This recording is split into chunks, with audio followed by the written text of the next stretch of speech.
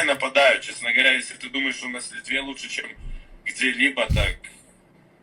Jo, pas mus daug geriau, taip, visais praškai rodikliais įmanomais. Bet sakė, kad tas žmogus ten turėjo kanalą ir viską, tai aš asiuminu, kad čia, nu, realus žmogus, bet mes tokių girdėjom ne vieną, kur, nu, tie pats argumentai, bet čia, net šiandieną esu vieną Facebook'e ginčiaus, kur tokio, nu, va tokia yra, protelio kai nėra, tada va lengva užpildyti tą nebuvimo protelio tiesiog tragiškiausiais argumentais. Kai nėra tvaraus mąstymo modelio, vienoje vietoje tau gali pasisekti ir galbūt teisingai pusiai būsi, kitą kartą galbūt nepasiseks ir neteisingai bus, nes nėra tvaraus mąstymo modelio.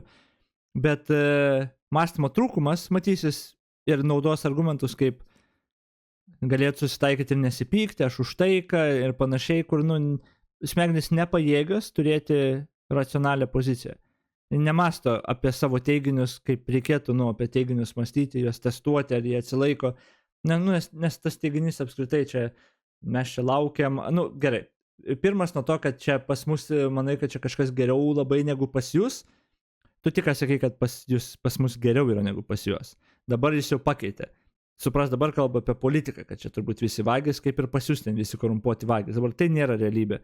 Kokią metriką bežiūrėsi, ten Lietuva yra tiesiog, nu, geresnė šalis, labai gera ir geriausia, kokia yra, geriausiai vietoj, kokia Lietuva yra buvus per savo visą istoriją, tiek ekonomiškai, tiek pagal beveik visus tuos statistikas. Bet jie vienodai faktai. Tai pirma, mąstymo modelis nėra tvarus, jie niekad netikrina. Nes tas mąstymo modelis, kuriuom jie vadovaujasi, tai jų asmenės patirtis ir jų tas toks suvokimas gyvenimiškas. O tai dažniausiai būna jo sunkaus gyvenimo visai dirbantys žmonės, kur turbūt nelengviausia tikrai gyvenimo turi, bet jo, jie tada va, kalba su draugeliais, su savo aplinka, kurioje yra kiti tokie žmonės, jie nežino, ką reiškia faktas, jie nežino, kaip sudaryti nuomonę, net jeigu jie patį principą žino, kad reikia va, susirinkti, jie visi turbūt pasakytų, ten, jeigu paklaustum, kaip reikia informaciją, ar kaip reikia kažką ten sužinoti, tai jie pasakytų, pasidomi, atsirinkia informaciją, jie visi tą pasakytų. O kaip tas veikia praktikoje, nu tai nėra to. Bet jie jau susidaro nuomonės realiai, susidaro nuomonės iš savo aplinkos, iš savo patyrimų. Va problema yra ta, kad čia yra turbūt vienas blogiausių būdų, kaip tu gali susidaryti nuomonės klausimais. Prieš tą reikia, ir tai reikalauja daug protinių resursų. Tu aktyviai turi suvokti, kad tavo sensoriai realiai nėra patikimi instrumentai. Mūsų smegenys, mūsų akis, tai yra netobuli organai. Optinės iliuzijos yra. Tam tikrom sąlygom mūsų akis visiškai apgauna mumis. Mes iškart galim atmesti, kad akis mūsų yra patikimas instrumentas. Gali būti patikimas, bet gali būti ir ne. Bet jeigu tu vien tik akim pasikliausi ir ignoruosi visiškai viską kitką, tu greičiausiai 100% būsi suklaidintas kažkurio momentu gyvenime.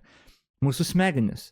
Oi, mūsų smegenis. Kuo daugiau žmonės tyria, kaip jos veikia, kiek mūsų smegenis sukuria dalykų, kurių neegzistuoja, arba paslepia nuo mūsų įvairių dalykų, bet čia jau sudėtinga paaiškinti žmogui, kuris tikrai šitų dalykų nesupranta.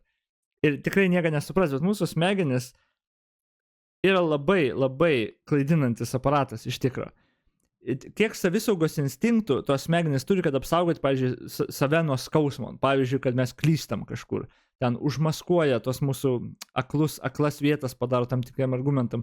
Tai žiūrėjau, jeigu tu neturi tvaraus mąstymo modelio, neaišku, į kurią tu pusę pakrypsi. Gali vatos pakrypti, gali ir ne. O jie neturi tvaraus mąstymo modelių. Jie tikrai turi pagrindę tą va tokį asmenės patirtis panašiai, kaip turi 9 turbūt procentų žmonių. Apie vakcinas ir panašiai. Visi susidaro nuomonės apie aplinką, apie istorijas girdėtas, bet niekas nesusimasto, kad jie taip jaučiasi ir tokią nuomonę turi dėl to, kad jie girdėjo daug istorijų. Kad istorijų girdėjimas nėra tvarus kažkoks episteminis pagrindas susidaryti nuomonę.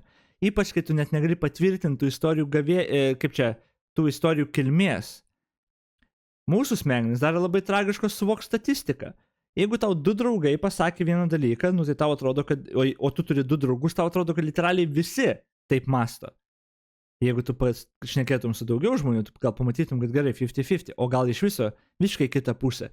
Ir mes dabar gyvenam